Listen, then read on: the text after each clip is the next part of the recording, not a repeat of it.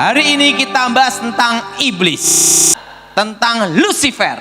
Saya mau tanya, siapa yang pernah baca dalam Alkitab tertulis kata Lucifer?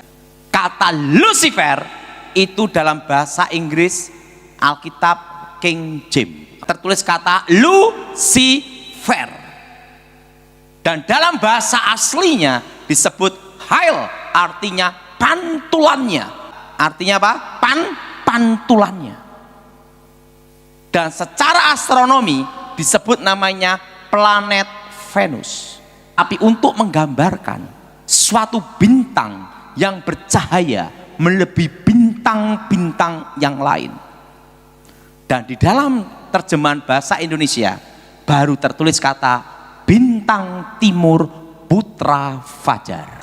Jadi kata Lucifer itu dalam versi King James, terjemahan King James bahasa Inggris. Sebelum Allah menciptakan manusia, yang paling awal Tuhan menciptakan malaikat. Malaikat yang diciptakan Tuhan itu berlaksa-laksa, beribu-ribu laksa, berpuluh-puluh ribu laksa, berlaksa-laksa. Satu laksa itu 10.000. Berlaksa-laksa, beribu-ribu laksa, berpuluh-puluh ribu laksa, berlaksa-laksa. Itu bisa miliar sampai triliun. Nah, saudara, di situ pula diciptakan malaikat yang terkuat. Yang pertama bernama Mikael. Siapa, saudara? Panglima bala tentara Tuhan, jenderalnya Tuhan. Kedua, diciptakan malaikat terkuat kedua yang bernama Gabriel, penghulu para malaikat. Dan yang ketiga, diciptakan malaikat yang lebih hebat, lebih dahsyat, melebihi malaikat-malaikat yang lain. Malaikat ketiga diciptakan dengan pantulan Tuhan sendiri yang bernama Lucifer. Nah, saudara, Lucifer ini adalah malaikat yang disayang Tuhan, membawai sepertiga malaikat. Dan Lucifer ini adalah pemimpin pujian, penyembahan kepada Allah. Dan Lucifer ini dekat dengan tahta Tuhan.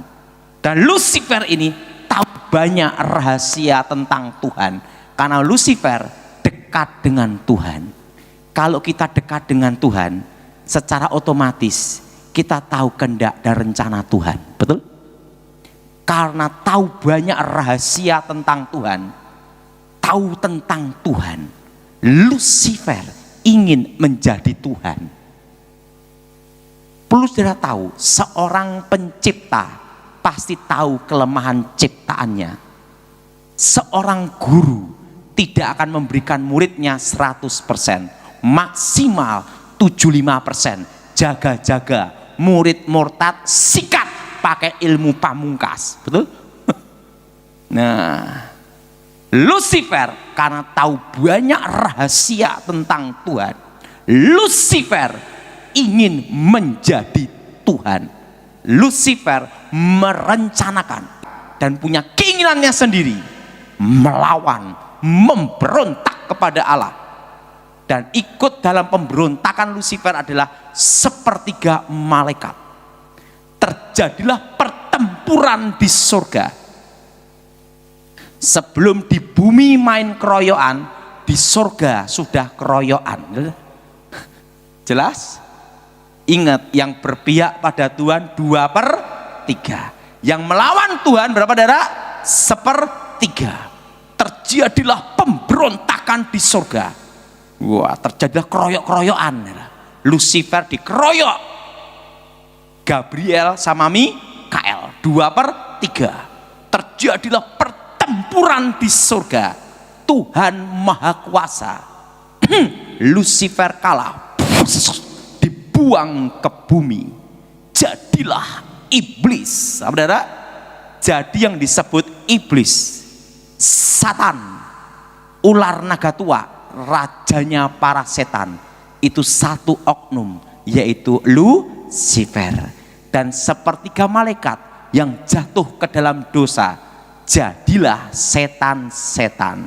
Jadi iblis sama setan sama atau beda? Beda. Iblis itu adalah rajanya para setan. Dalam kehidupan ini yang paling mengecewakan dan yang paling menyedihkan kalau kita dikhianati orang yang paling kita cintai. Betul? Orang yang paling kita sayangi atau orang yang paling kita percaya. Demikian Tuhan.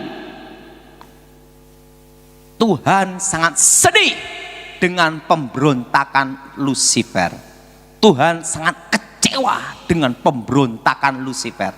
Tapi Tuhan perlu teman untuk bicara, teman untuk ngobrol. Saudara, kita menikah, yang kita harapkan pasangan kita itu saling memahami, saling mengerti, dan bisa diajak bicara. Laki-laki nikah sama perempuan secantik apapun, dikatakan cantik itu 3 bulan. Setelah itu yang penting bisa diajak ngomong, diajak bicara, saling mengerti dan saling memahami. Betul? Suka dan duka. Saudara, cantik cerewet, suaminya stroke. Betul? Orang nikah itu penting apa? Bisa diajak bicara dan mengerti. Saya bersyukur sama Tuhan, saya punya istri yang baik, walaupun tidak bisa masak. Bayangin, saya itu dari menikah sampai sekarang kira-kira 15 tahun, kalau di rumah hanya makan telur. Nah, tetapi istri saya bisa diajak bicara, ngomong gitu. Nah, dalam pernikahan itu penting itu, bisa diajak ngomong, bisa bicara. Apalagi kalau sudah umur 60-70, jadi teman. Tuhan sangat kecewa, Tuhan sangat sedih dengan pemberontakan Lucifer. Tapi Tuhan perlu teman untuk bicara. Karena Lucifer diciptakan lebih mulia, melebihi malaikat-malaikat yang lain. Untuk menggantikan posisi Lucifer, harus diciptakan yang lebih mulia. Diciptakanlah manusia segambar serupa dengan Tuhan. Ingat, Lucifer sama manusia ada bedanya enggak? Beda. Lucifer di bawah 1 tingkat manusia. Kenapa di bawah 1 tingkat? Ingat, Lucifer pantulannya ini apa? Segambar serupa. Beda, betul? Pantulan sama segambar serupa itu beda. Segambar serupa dengan Tuhan. Maka Alkitab berkata, nanti di surga malaikat-malaikat melayani orang-orang percaya. Karena apa? Itu segambar serupa. Ciptaan yang paling mulia. Adam dan Hawa. Dan Tuhan berfirman, beranak cuculah, kuasai bumi. Pada hari yang ke-6. Buah-buahan, masih biji-biji ini boleh engkau makan, kecuali buah pengetahuan baik dan yang jahat. Nah, Lucifer marah. Seorang direktur dipecat, diganti direktur yang baru. Pasti jengkel, marah sama yang ganti. Yang ganti siapa? Manusia. Itulah disebut awal peperangan antara manusia dengan setan. Kenapa? Karena posisinya diganti. Lucifer marah, dia pakai ular. Seorang penipu pasti lebih pandai 1 tingkat dengan yang ditipu. Buktinya bisa ketipu. Lucifer pakai ular. Kalau engkau makan buah itu, engkau jadi seperti Allah, tahu yang baik, tahu yang jahat. Hawa menemui Adam. Kalau engkau makan buah itu, kau tahu yang baik, tahu yang jahat. Adam dan Hawa jatuh ke dalam dosa. Dosa yang sama dengan cara berbeda, ingin menjadi Allah. Yang jadi pertanyaan, kenapa manusia diampuni, setan tidak? Untuk percaya Yesus, setan juga percaya. Menyembah Yesus, setan juga menyembah. Tapi setan tidak diampuni. Kan tidak ada tertulis setan rame-rame bertobat, tidak ada. Ingat, Lucifer melawan Tuhan, mengkudeta Tuhan, merencanakan pemberontakan dari dirinya sendiri. Melawan, memberontak, merencanakan, mengkudeta Tuhan. Beda dengan manusia. Manusia tidak merencanakan pemberontakan. Tidak ada keinginan melawan Tuhan. Kasus pembunuhan berencana, maksimal mati, minimal seumur hidup. Pembunuhan tidak berencana, ada keringanan. Apalagi kalau yang bunuh orang gila, bebas. Karena hakim tidak bisa ngadili orang gila. Kalau hakim bisa ngadili orang gila, berarti hakimnya. Nah, saudara, ingat, manusia tidak merencanakan pemberontakan. Maka manusia diberi kesempatan pengampunan di dalam Yesus Kristus. Saudara, pada waktu manusia jatuh dalam dosa, langsung manusia di bawah kuasa dosa. Artinya apa? Di bawah satu tingkat Lucifer. Kehilangan kemuliaan. Yesus datang ke dalam dunia untuk memulihkan hubungan Allah dan manusia. Artinya apa? Segambar serupa seperti manusia sebelum jatuh dalam dosa. Makanya kalau kita percaya Tuhan Yesus, posisi di atas setan. Yang tidak percaya Tuhan Yesus tidak dalam Tuhan, posisi di bawah setan, dikuasai dosa, kuasa kegelapan. Maka Alkitab berkata, penguasa dunia ini sementara waktu seizin Tuhan adalah setan, tetapi masih di bawah kendali kontrol Tuhan. Yesus datang untuk menebus manusia dari dosa dan memulihkan keadaan. Segambar serupa. Makanya posisi kita orang percaya itu di atas setan. Tidak bisa disantet, tidak bisa diguna-gunai. Kok ada orang Kristen kenapa? Itu Kristen tomat, habis tobat besok kumat. Belum dalam Tuhan. Kalau kita dalam Tuhan, posisi di atas setan. Yang jadi pertanyaan, siapakah yang bisa mengalahkan Lucifer? Karena malaikat terkuat. Yang pertama adalah Tuhan Yesus sendiri. Karena Tuhan Yesus adalah Allah yang menjadi manusia. Amin. Kedua, dikeroyok malaikat. Untuk mengalahkan Lucifer, malaikat harus mengkeroyok. Ingat di kitab Daniel. Daniel berdoa minta kepada Allah. Tuhan mengutus Gabriel. Di tengah jalan disabotase Lucifer.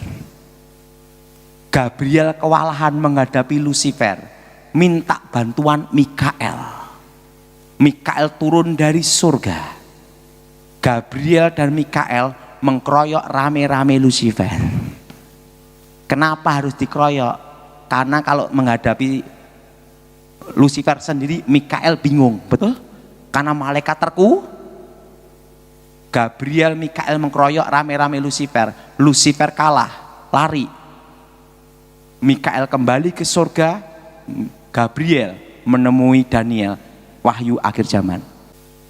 Dan yang ketiga, dikalahkan oleh orang-orang percaya di dalam nama Tuhan Yesus. Kenapa orang percaya bisa mengalahkan Lucifer? Ingat, waktu kita percaya Tuhan Yesus, hubungan kita dipulihkan, segambar serupa, dan kita layak memanggil Allah sebagai Bapa. Kembali ke tingkat awal lagi. Sebelum jatuh dalam segambar seru di atas malaikat. Jadi ingat, kita orang percaya itu di atas setan. Orang yang tidak percaya Tuhan, tidak dalam Tuhan, itu di bawah setan, bawah kuasa dosa. Nah, kalau kita orang percaya di atas setan. Kenapa? Ditebus, disucikan dengan darah Yesus, dipulihkan hubungannya dengan Allah. Jadi saudara, sama setan tidak boleh takut, karena engkau posisinya di atas setan. Amin. Maka Alkitab berkata apa? Waktu kita bertobat adalah ciptaan baru. Banyak sekali kasus kerasukan itu ngakunya Lucifer, padahal bukan Lucifer. Nah, kalau Lucifer itu cirinya gimana? Nah, ini cirinya. Sebelum saya bertobat, saya diajar sama kakek nenek saya. Kakek saya itu tokoh aliran putih, namanya Sapu Angin, terkenal dengan ilmu saipi angin pindah tempat, dan terkenal dengan ilmu kebal, aji lembus kilan, tembak dor sejengkal, dan terkenal dengan ilmu panglimunan, ting menghilang. Kakek saya itu ilmu putih, nenek saya ilmu hitam. Lahirlah saya abu-abu. Nah, nenek saya terkenal dengan ilmu santetnya, setan kober, kobaran api setan, pembunuh tercepat, pembunuh senyap, silent killer. Dan dia kalau membunuh orang, jantung berhenti, 5 menit pasti berhenti, siapapun orangnya. Nah, saya belajar dari mereka sejak usia 9 tahun. Dan semua ilmu yang saya pelajari itu dari mereka. Waktu saya menguasai ilmu kakek nenek saya dan nenek saya, kakek nenek saya berkata, kamu harus menguasai ilmu terakhir, gabungan ilmu hitam, ilmu putih. Kamu harus ketemu seorang guru lagi, pangeran, Kanjeng Pangeran, untuk mengajarkan kamu ilmu pamengkang jagat, membelah dunia. Saya bingung, guru saya lebih hebat, kok ada yang lebih hebat, betul? Dan nyari gurunya satunya di mana kan gitu. Kamu ndak usah bingung cara cari gurunya, ada cara untuk mengundangnya. Oh, langsung guru saya, kamu siapkan jiwa kamu, mental kamu dulu, dan siapkan tubuh kamu, kekuatan fisik kamu dulu, harus melebihi kekuatan manusia. Kalau tidak, kamu bisa gila atau mati untuk ketemu dia, untuk menguasai ilmu terakhir, dan waktu akan berhenti. Langsung dia baca mantra, tenaga dalam kakek saya dimasukkan ke saya dulu, tenaga dalam nenek saya dimasukkan ke saya dulu. Setelah itu baca mantra, vitamin komplit. Tiba-tiba langsung awan gelap, gempa bumi, alam bereaksi, angin ribut, petir, muncul satu sosok, tingginya 3 meter. Baru saya tahu, pangeran kegelapan. Wajahnya tampan melebihi Elvis Presley. Tingginya 3 meter, rambutnya silver perak, dan model ininya tatahan es, tembus pandang transparan, dan matanya seperti cahaya intan berlian, dan bumi berputar di dalam matanya. Maka disebut penguasa dunia. Bajunya berkilauan seperti perak, ada ikat pinggangnya juga gini, dan sepatunya tidak bisa saya lupa seumur hidup saya. Bukan pakai dari kulit sapi, beda. Modelnya kasut seperti ini, seret gini, terbuat dari emas murni. Disitulah saya ketemu dia, dan komunikasi rohnya dengan batin, maka tahu jadi yang disebut kontak batin, hubungan batin, komunikasi roh itu lewat alam bawah sadar. Makanya orang kalau cari nomor togel di kuburan ketemunya waktu mimpi, ngerti? Disitulah terjadilah komunikasi, disitulah dari otak alam bawah sadar saya pertama 3 hari dilanjutkan 4 hari, jadi 7 hari 7 malam untuk transfer pengetahuan. Makanya waktu saya ketemu dia, pengetahuan rahasia kegelapan ada di sini. Nah, disitulah saya ketemu, baru saya sadar setelah saya bertobat, itulah Lucifer. Dia kenal apa? Pangeran kegelapan. Nah, makanya saudara, setelah saya bertobat, kalah sama Gilbert, gila 1 tahun. Saya tahu itu ada rencana Tuhan juga, supaya memori saya tentang rahasia kegelapan itu terhapus. Saya hanya ingat 5% aja. Dan yang saya ingat 5% ini, yang saya khotbahkan hari ini. Rahasia kegelapan. Jelas saudara, awal penciptaan dan awal peperangan antara manusia dengan setan. Nah, jadi kalau Lucifer datang, pasti alam itu bereaksi.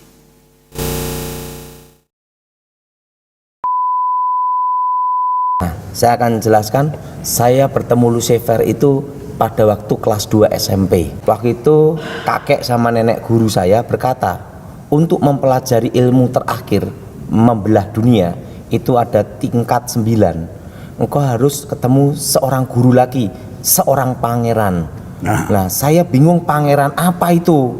Saya tidak tahu waktu itu. Saya pikir kakek saya udah hebat, guru satu lagi ini lebih hebat lagi katanya. Waktu itu hari yang disepakati udah oke, langsung mereka ritual terusan mengalirkan tenaga dalam diri saya. Tiba-tiba itu ada awan yang sangat gelap. Begitu awan sangat gelap, di situ saya lihat petir sambung menyambung. Ada di daerah Sragen, di pertapaan. Ada awan gelap, petir sambung menyambung, gempa bumi. Dan tiba-tiba muncul satu sosok. Sosok itu tingginya 3 meter. Wajahnya itu seperti anak muda, lebih tampan melebihi Elvis Presley. Rambutnya silver perak. Rambutnya silver perak dan bajunya putih berkilau. Terusan tuh kasutnya itu ada seperti model gini, tapi terbuat dari emas. Nah, setelah itu di matanya itu mengeluarkan sinar intan berlian dan bumi berputar di matanya. Nah, disitulah saya baru mengerti bahwa guru yang saya dipanggil nenek saya itu adalah kekuatan yang paling gelap. Saya tidak berpikir, karena saya kan selama hidup saya kan tidak boleh bertanya dan tidak boleh membantah selama ikut nenek kakek dulu. Nah, tetapi di situ perasaan saya kaget, apakah ini disebut yang paling puncak gitu loh? Karena kakek saya ngomong itu adalah ilmu yang paling puncak, baik ilmu hitam maupun ilmu putih. Guru itu yang menguasai semuanya. Nah, disitulah saya baru sadar.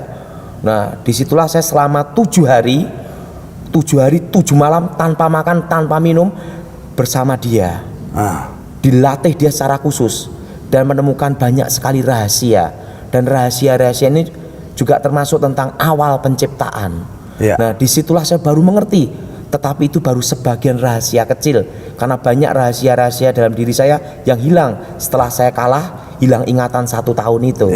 Nah, suatu rahasia yang sangat mengejutkan, baru saya mengerti bahwa guru saya yang disebut kakek saya itu adalah dulunya adalah malaikat. Nah, disitulah saya baru mengerti bahwa sebelum Tuhan menciptakan manusia, yang paling awal yang diciptakan itu malaikat. Malaikat yang diciptakan Tuhan itu adalah yang pertama, malaikat terkuat namanya Michael. Yang kedua adalah Gabriel, penghulu para malaikat. Dan yang ketiga, diciptakan malaikat yang lebih mulia, lebih hebat, lebih dahsyat, melebihi malaikat-malaikat yang lain, bernama Luciel. Nah, Luciel ini dekat dengan Tuhan, dan Luciel ini adalah pemimpin pujian penyembahan, dan secara otomatis tahu banyak rahasia tentang Tuhan. Nah, karena tahu banyak rahasia tentang Tuhan, Lucifer ingin menjadi Tuhan. Karena merasa tahu semua rahasia tentang Tuhan, terjadilah pemberontakan, peperangan di surga yang berpihak pada Tuhan 2/3, yang melawan Tuhan 1/3. Nah, Lucifer yang melawan Tuhan memimpin pemberontakan 1/3. Nah, Michael dan Gabriel bertarung ada di surga, dan peperangan itu ada di surga. Dan Lucifer kalah karena kalah dikeroyok malaikat, dan kalah karena kekuatan kuasa Tuhan. Dan Lucifer dibuang ke bumi, jadilah pangeran kegelapan yang namanya disebut iblis. Ada suatu rahasia yang sangat rahasia, bahwa semua mantra itu semua harus ada alunan musik dan ada tangga nada. Maka musik itu sebelum saya bertobat disebut tangga nada para dewa. Dan hipnotis pun juga mempelajari dengan musik. Mantra pun juga musik. Musik bisa mempengaruhi jiwa seseorang masuk ke gelombang otak, dan terciptanya hipnotis juga ada gelombang suara dan nada dan intonasi. Misalnya kalau orang mau hipnotis, dia pasti pakai nada seperti ini, mari lihat saya. Nah, itu ada nadanya. Nah, dari nadanya itulah mempengaruhi jiwa, mempengaruhi gelombang otak, mempengaruhi alam bawah sadar. Pernah kejadiannya pada waktu saya dijebak. Setelah saya bertobat, saya itu diminta doa di Surabaya. Nah, setelah itu saya dimasukkan satu tempat, katanya suhu ini mau bertobat. Nggak taunya saya dijebak, dikeroyok 40 orang. Nah, waktu dijebak 40 orang ini, di situ saya dimaki-maki, bahkan diludahi. Nah, setelah itu ada suara, dan saya tahu itu Lucifer. Lihat, mereka yang berusaha engkau selamatkan saja berusaha malah mengecewakan dan mengkhianati engkau. Bahkan orang Kristen yang engkau bela pun tidak ada gunanya, bahkan mengkhianati engkau. Mak Sandia berkata lagi, apakah aku pernah mengkhianati kamu? Nah, waktu itu saya berkata demikian, sekalipun Tuhan tidak pernah nolong aku pun saya tidak mau ikut kamu, saya gitu. Nah, tapi saya percaya Tuhan selalu menolong saya. Saya keluar dari tempat itu langsung dipaksa, saya disuruh tanda tangan. Daripada ribut, saya tanda tangan lah, karena suhu itu kalah, karena dia punya tenaga dalam aliran listrik, sama saya tidak berfungsi, karena saya tahu kelemahannya, yaitu pakai sandal. Saya ketemu Tuhan Yesus pada waktu saya hilang ingatan. Saya kan didoakan pendeta-pendeta, dan Pak Gilbert termasuk yang doakan. Dan banyak pendeta yang doakan juga, bukannya tambah sembuh tambah gila. Dan tepat 1 tahun 93, waktu itu ada cahaya terang yang menyinari masuk kepala saya, dan terdengar suara, akulah Alfa, akulah Omega, akulah yang awal, akulah yang akhir, akulah aku YHWH, Yahweh. Aku telah mati, bangkit hidup kembali. Yesua Hamasiah. Saya ketemu Tuhan Yesus sendiri tahun 93. Kalau Lucifer itu adanya rasa takut, ketakutan luar biasa dan bingung luar biasa. Nah, kalau ketemu Tuhan itu damai luar biasa dan tenang. Iya, tapi bedanya kalau Tuhan tidak bisa melihat wajahnya. Kalau Lucifer saya bisa lihat wajahnya, sampai sekarang pun gambarkan juga bisa. Sebenarnya ada salah pada waktu 7 hari 7 malam itu baru saya mengerti tentang awal sebuah peperangan antara manusia dan setan. Nah, awal peperangan itu yaitu pada waktu Tuhan menciptakan manusia. Tuhan perlu teman untuk bicara. Tuhan perlu sahabat. Nah, untuk menggantikan posisi Lucifer, malaikat yang paling disayang Tuhan, harus diciptakan yang lebih mulia dan lebih dahsyat. Bahkan lebih dahsyat, lebih malaikat. Maka diciptakanlah Adam, segambar serupa dengan Tuhan. Nah, setelah itu baru ciptakan Hawa. Lucifer marah karena posisi dia diambil. Oh. Posisi dia diambil dan Lucifer tidak diampuni. Ya. Nah, Lucifer pakai ular untuk menjatuhkan Adam dan Hawa. Nah, yang jadi pertanyaan, kenapa manusia diampuni, setan tidak? Ya. Nah, Lucifer memberontak kepada Allah dari keinginannya sendiri, merencanakan memberontak melawan Tuhan. Ya. Nah, sehingga Tuhan tidak mengampuni.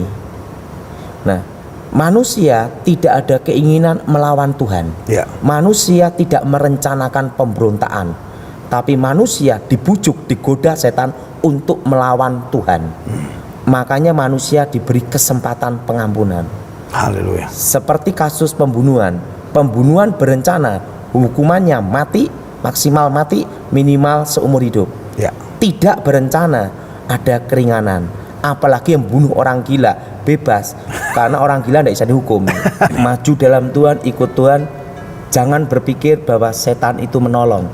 Karena setan tidak akan menolong dan tidak akan menyelamatkan manusia. Karena dia tahu tidak diampuni.